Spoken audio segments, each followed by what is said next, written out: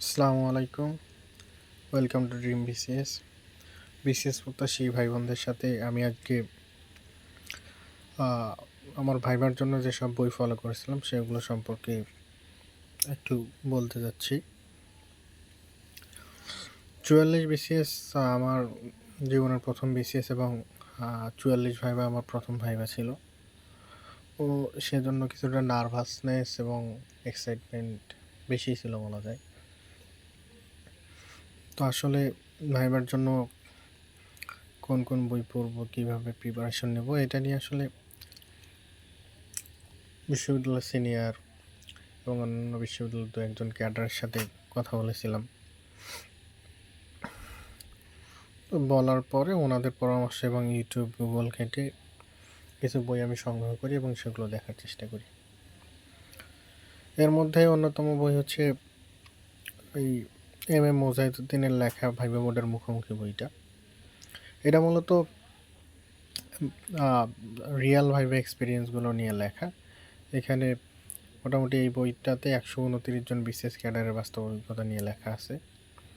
তো এইটা দেখলে মূলত মোটামুটিভাবে একটা অভিজ্ঞতা হয়ে যায় যে আসলে বিসিএস ভাইবায় কী ধরনের কোশ্চেন হয়ে থাকে বা সেখানে কী ধরনের পরিস্থিতি ফেস করা লাগতে পারে।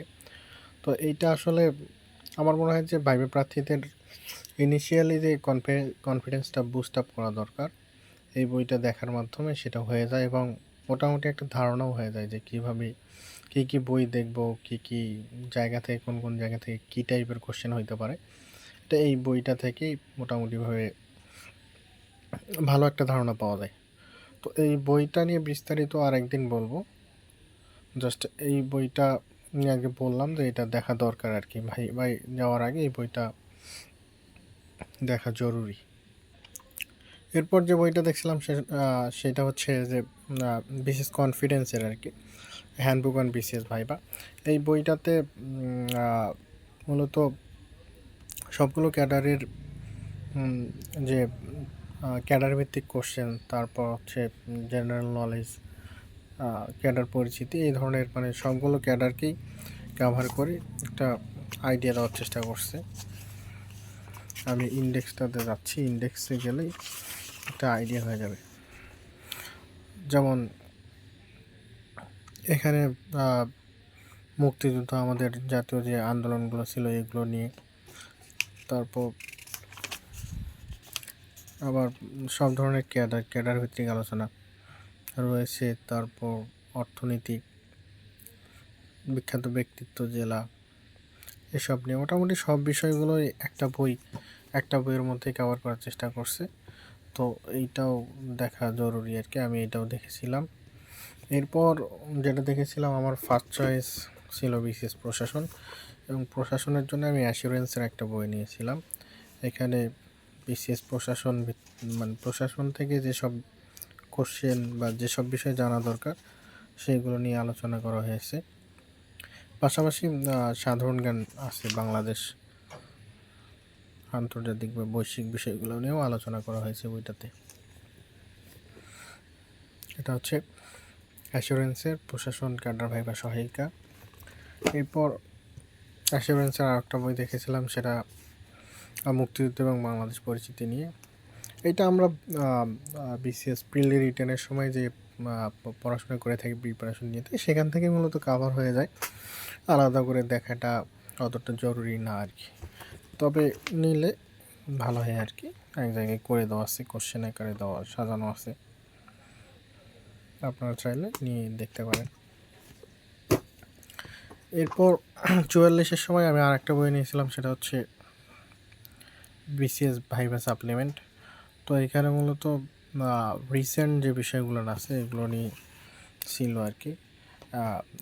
৪৪ ভাইবা তো দুই ধাপে হয়। প্রথমবার দেওয়ার পরে দ্বিতীয়বার যখন দিচ্ছিলাম সরকার পরিবর্তন বা জুলাই প্রেক্ষাপটের পরে, তখন নতুন কিছু বিষয় চলে আসছিলো, সেজন্য এই বইটা নিয়েছিলাম আর কি।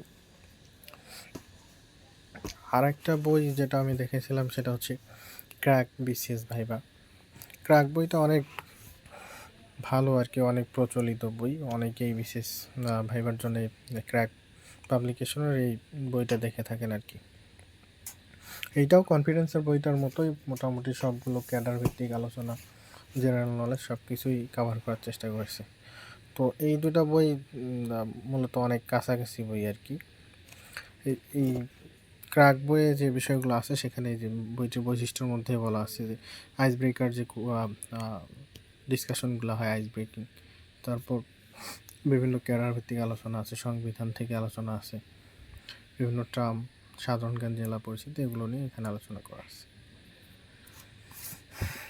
এইটা হচ্ছে 44 পর্যন্ত এই বইগুলো নিয়েছিলাম। আর হচ্ছে জেলা থেকে যেহেতু কোশ্চেন আস করা হয়ে থাকে, জেলার বিখ্যাত ব্যক্তিত্ব, জেলার মুক্তিযুদ্ধ সম্পর্কে বিভিন্ন বিষয়, এই জন্য আমি বাংলা একাডেমির এই বইটা নিয়েছিলাম, আমার জেলা গাইবান্ধা।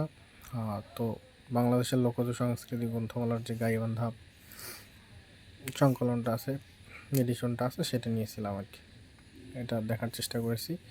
এরপর আমার 45 ভাইবার আগে নতুন করে আর একটা বই নেওয়া হয় শুধু, এটা হচ্ছে বিসিএস ভাইবা ব্যাটেল বইটা। এটাও অনেকটি ক্র্যাক ভাইবা বইয়ের মতোই আর কি। তো কিছুটা ভিন্নতা আছে, প্রেজেন্টেশনে ভিন্নতা আছে, এটা ছক আকারে ভালোভাবে প্রেজেন্ট করা আছে। সব ক্যাডার, মোটামুটি ক্যাডারগুলোকে কভার করার চেষ্টা করা হয়েছে। এছাড়াও ভাইবা অ্যানালাইসিস দেওয়া ছিল বিগত 44 বিসিএসের ভাইবাগুলো, কোন বোর্ড থেকে কোন বিজ্ঞ সদস্যরা কোন ধরনের টপিকে কোশ্চেন করে থাকেন সেই বিষয়গুলো। তারপরে রাষ্ট্র কাঠামো, সংবিধান, অর্থনীতি, এসব বিষয় কভার করা হয়েছে। তো এই ছিল মূলত আমার এখন পর্যন্ত ভাইবার বই। 44, 45 ভাইভাতে আমি এই বইগুলো ফলো করে অংশগ্রহণ করেছিলাম, এবং 49 বিশেষ ভাইভাতে মূলত ওটা হচ্ছে যেহেতু স্পেশাল এডুকেশন ছিল, তো সাবজেক্টিভ থেকেই বেশি কোশ্চেন হয়েছিল। তার পাশাপাশি আমি এই বইটা আর কি সেখানেও ফলো করেছিলাম আর কি। আর রেগুলার নিউজ পেপার পড়া, আপডেট থাকা, সেটা ন্যাশনাল বা ইন্টারন্যাশনালি কোন ধরনের ঘটনাগুলো ঘটতেছে, তো এগুলোর দিকে একটু চোখ কান খোলা রাখাটা ভাইবার জন্য অনেক জরুরি আর কি। তো আজ এ পর্যন্তই, ধন্যবাদ। সামনের দিনে কোনো একটা ভাইবার বই নিয়ে একটু বিস্তারিত ভিডিও দেওয়ার চেষ্টা করবো ইনশাল্লাহ।